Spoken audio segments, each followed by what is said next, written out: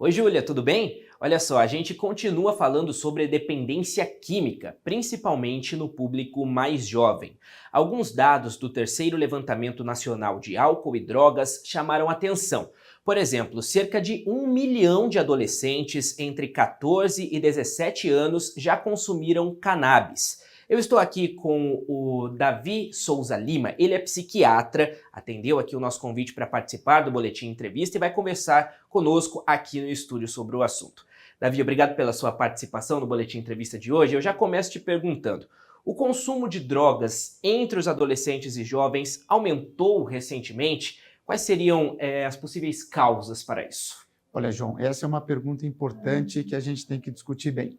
Hoje, a gente tem que entender que a adolescência é um período onde a pessoa está em formação, do ponto de vista mental principalmente, mas físico também. Então, o cérebro do adolescente ele está se desenvolvendo, ele não está totalmente maturado.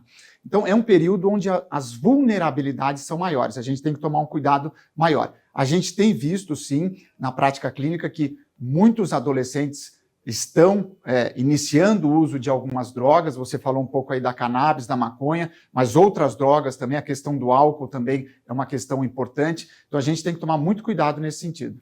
A gente pode atrelar esse aumento a fatores emocionais? Pode sim. Normalmente, quando a gente vai avaliar um adolescente, é muito importante, se ele está fazendo uso de alguma droga, perceber e entender se ele tem algum transtorno mental. Então, muitas vezes, esse adolescente pode estar passando por um quadro depressivo, às vezes ele tem um transtorno de ansiedade, pode ser que seja um paciente que seja um bipolar, que ainda não foi diagnosticado. Então, essas doenças mentais, esses transtornos mentais, deixam a pessoa mais vulnerável. Não necessariamente a pessoa tem um problema, mas a gente tem que investigar, porque se tiver esse problema muitas vezes pode estar fazendo com que esse adolescente use a droga como uma via de escape, entre aspas, assim. Então a gente tem que ficar de olho. E nessa fase da vida, o risco à dependência, né, e também as questões de saúde, né, elas podem ter, de repente, uma facilidade maior, a dependência se torna mais fácil, a saúde fica mais em risco? Fica mais em risco. Para a gente falar sobre isso, é importante a gente definir o que é dependência química. A dependência, ela ocorre quando algumas características acontecem no paciente. Então, para a gente falar que um paciente é dependente químico, algumas características. Primeiro, ele tem que ter sintomas de abstinência. O que é sintomas de abstinência? Então, o paciente ele está usando a droga há um determinado tempo e quando ele para de usar, ele começa a sentir alguns sintomas físicos e mentais. Pode ter tremor, pode ter tontura, pode ficar mais irritado, mais nervoso. E também, normalmente, o paciente dependente ele tem sintomas de tolerância. O que é isso?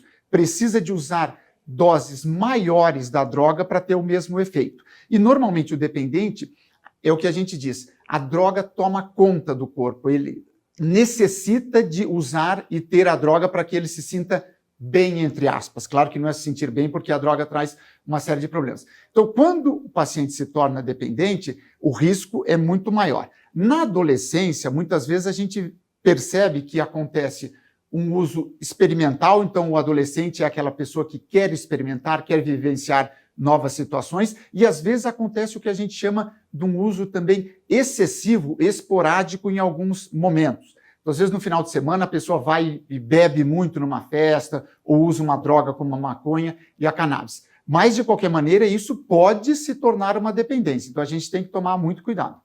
Para a gente encerrar aqui o nosso boletim entrevista, quais são os maiores desafios para a gente reverter esses casos, para que esses números possam diminuir? Eu acho que assim, uma coisa muito importante é a família estar muito atenta. Se é uma família muito estruturada, organizada, a chance de ter esses problemas é menor, mas mesmo assim pode acontecer.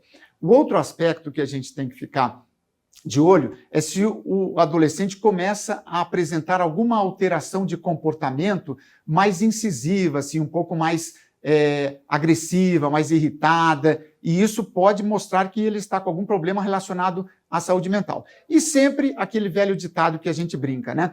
Diga-me com quem tu andas, que eu te direi quem tu és. Então, se a família percebe que esse adolescente está começando a andar com pessoas assim que, enfim, são pessoas que eventualmente estão usando álcool, algum tipo de droga, cannabis, cocaína, enfim. A família tem que ficar mais atenta e trazer esse adolescente para um grupo social que seja um grupo adequado no sentido de tirar esse adolescente dessas pessoas, desse outro grupo que pode estar levando a aspectos muito ruins para o crescimento e para o desenvolvimento desse adolescente. Tá certo. Agradeço a participação do senhor e até uma próxima aqui no Boletim Entrevista. Obrigado. Esse foi o Davi Souza Lima, psiquiatra. Falamos sobre a dependência química em jovens e adolescentes. Esse foi mais um Boletim Entrevista. Volto com você aí no estúdio, Júlia.